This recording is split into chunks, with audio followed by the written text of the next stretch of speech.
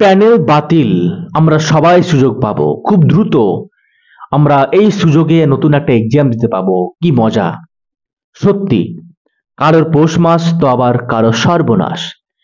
Panel বাতিল হওয়া মানেই যারা যোগ্য তাদের তো একবার বিসর্জন হয়েছে, কিছু যোগ্য বঞ্চিত আছে, আর যেই মুষ্টিমেয় যোগ্যগুলো চাকরি করছে তাদেরও বিসর্জন দেওয়া। এটা কখনো কাম্য নয়।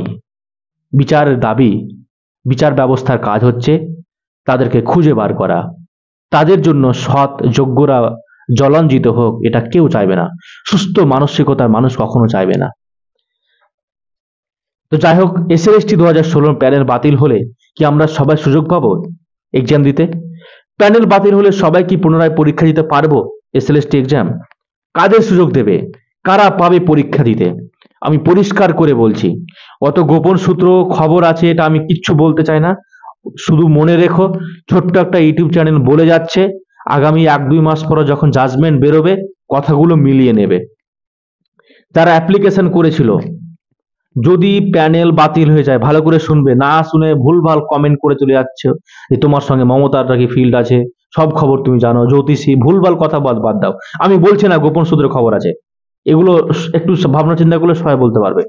যারা এসএলএসটি 2016 সালে এক্সামের জন্য অ্যাপ্লিকেশন করেছিল কিন্তু এক্সাম দেয়নি, প্যানেল বাতিল হলে পুনরায় যখন এক্সামের কথা বলবে তারা কিন্তু এক্সাম দেওয়ার সুযোগ পাবে না, নাম্বার 1। নাম্বার 2, যারা এক্সাম দিয়েছিল, মানে 2016 সালে কথা বলছি, এসএলএসটি অ্যাপ্লিকেশন করে এক্সাম দিয়েছিল কিন্তু দুর্নীতির কারণে হোক বা অযোগ্যতার কারণে বা যেই কারণে হোক তারা ইন্টারভিউ ডাক পায়নি বা তারা পাস করতেই পারেনি, তারা পুনরায় এক্সাম দিতে পারবে। যদি এমন হয় তবে এসএলএসটি আরো 2 বছর শীত ঘুমে চলে যাবে। বারবার বলছি, যদি প্যানেল বাতিল হয় তাহলে পুনরায় এক্সাম হবে। কারা এক্সাম দিতে পাবে? যারা সেই সময় এক্সাম যারা দিয়েছিল, অ্যাটেন্ড করেছিল এক্সামটা, সে অ্যাপ্লিকেশন করে যদি কেউ এক্সাম না দেয় তারা পাবে না। তার যারা এক্সাম দিয়েছিল, পাস করুক আর না করুক, তারা আবার এক্সাম দিতে পারবে, কারণ দুর্নীতির সোর্সটা কিন্তু সেখান থেকে আছে। তারাও কিন্তু এই দুর্নীতির সঙ্গে জড়িত, তারাও কিন্তু বঞ্চিত, যারা পাস করেনি তারাও। ঠিক আছে?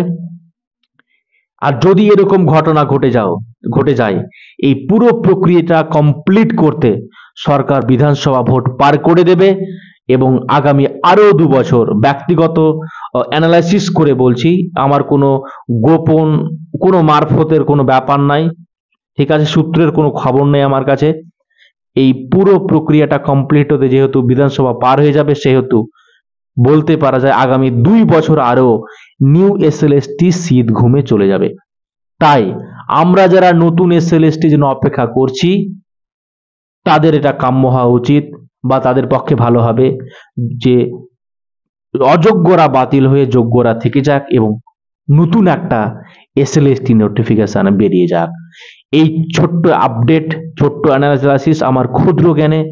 কমেন্ট করবে অবশ্যই, কি ভুল বললাম, কি ফালতু বললাম, কি অযৌক্তিক বললাম। লাইক ডিসলাইক যা ইচ্ছা করে দেবে। চ্যানেলটা সাবস্ক্রাইব করবে আপডেট পেতে গেলে। Thanks for watching this video. Keep watching, keep learning, take care and bye. জয় হিন্দ।